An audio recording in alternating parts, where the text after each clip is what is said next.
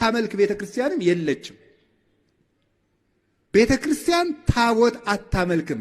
የምታመልከው ክርስቶስን ብቻ ነው።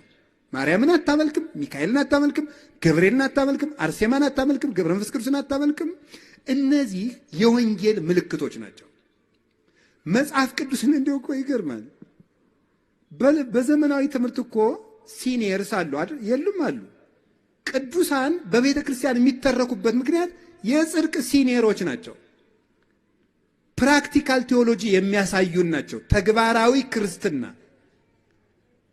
ጠላትን መውደድ እንደማን ነው ብንባል እንደ ገሌ ተብሎ እንድናየው ማለት ነው።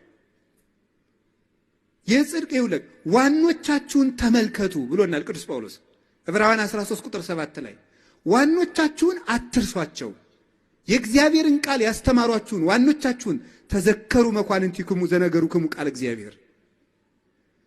የእግዚአብሔር ቃል የነገሯችሁ ዋኖቻችሁን አስቡ፣ በጎ ስራቸውን እያያችሁ ምሰሏቸው ይላል። እንዴት እንደሚኖር መምህር ወንጌልን ያስተምረናል። ገድለ ቅዱሳን ደግሞ ወንጌል እንዴት እንደሚኖር የተግባር ወንጌልን የሚያሳዩ ናቸው።